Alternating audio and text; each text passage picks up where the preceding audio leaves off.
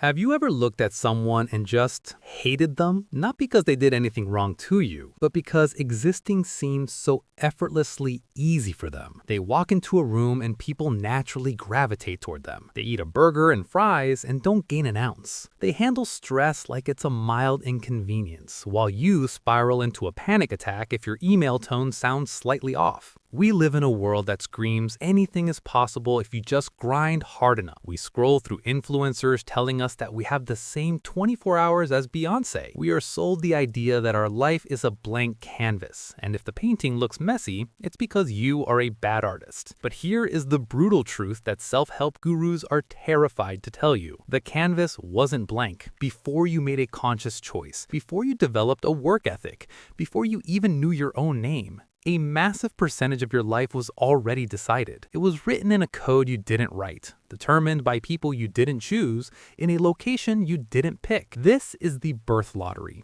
And most of us are walking around feeling like failures because we're trying to cash in a winning ticket that we never actually held. Let's strip away the mindset talk for a second and look at the raw machinery you are operating. Because this is where the lottery starts, and it is ruthless. Think about your physical vessel. You didn't choose it, you just spawned in. Let's talk about the pretty privilege no one wants to admit is real. Studies show that attractive people are hired sooner, promoted faster, and even receive lighter prison sentences for the same crimes. This isn't your personality, this is bone structure, it's facial symmetry, it's the genetic roll of the dice on your height. If you are a 5'4" man trying to date in a world that fetishizes 6-foot height, your lived experience is fundamentally different from the guy who was born tall. You can have the same confidence, the same humor, the same job, but the world treats you differently. You walk into a room and you have to fight for the respect that the tall guy is given for free. That is not a mindset issue, that is a physical circumstance. Or take metabolism. We love to judge people for their weight, calling it a lack of discipline. But science tells us that hunger hormones like ghrelin and leptin vary wildly from person to person. Some people are fighting a biological urge to eat that is 10 times stronger than others.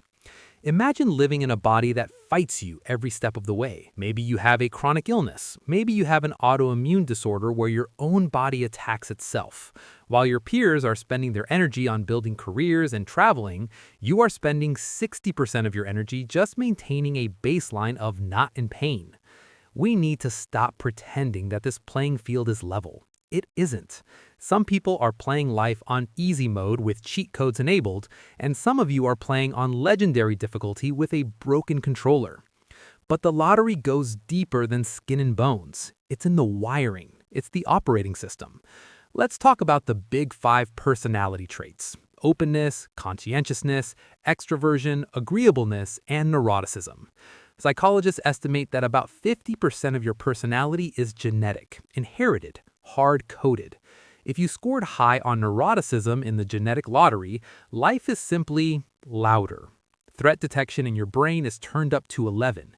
You don't choose to be anxious. Your amygdala is physically more reactive to stimuli than someone else's. When people tell you to just relax, it's like telling someone with no legs to just walk. Your hardware doesn't support that command in the same way. Compare that to someone born with high extroversion and low neuroticism. They get energy from people. They don't ruminate on awkward conversations for 3 days. They take risks because their brain doesn't scream danger at every uncertainty. They look successful not because they worked harder on their personality, but because their personality fits the modern world's demands like a glove. And then there's intelligence, IQ, processing speed, working memory. These are stats, just like an RPG. If you have a slow processing speed, the world moves too fast for you. Conversations overlap, instructions get lost. You might be brilliant creatively, but in a linear, fast-paced corporate environment, you feel stupid. You aren't stupid. You are a diesel engine trying to run on jet fuel. And finally, the map, the environment. Did you spawn in a stable home with emotionally intelligent parents, or did you spawn in a war zone, literal or emotional? If you grew up in a chaotic household, your nervous system developed in survival mode. You learned to read micro-expressions to avoid danger. You learn that love is transactional or volatile. Now, as an adult, you struggle to maintain healthy relationships. You self-sabotage when things get too calm because calm feels suspicious. Meanwhile, the person who spawned on the stable family map has a secure attachment style by default. They don't have to read books on how to trust people, they just do. They have a safety net. If they fail, they have a soft landing. If you fail, you might be homeless. The risk tolerance you have in life is directly tied to the safety net you were born into. It's easy to be brave and follow your dreams when you know your parents can pay your rent if you fail.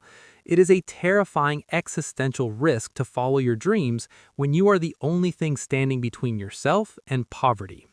So, why am I telling you this? Is the point of this video to make you feel hopeless? To say, well, you lost the lottery, so give up? Absolutely not. The point is validation. The point is to stop the shame spiral. For too long, the content in this space has been binary. It's either toxic positivity, like you can do anything, or nihilistic complaining, like everything sucks. I want to change that. I want to change the format of what you can expect from this channel. We're not just going to do POV skits about sad situations. We're not just going to list reasons why life is unfair. That's just venting, and venting doesn't build a life. We're going to pivot. We're going to explore how life actually is within these specific circumstances. We're going to do deep dives into the physical circumstances.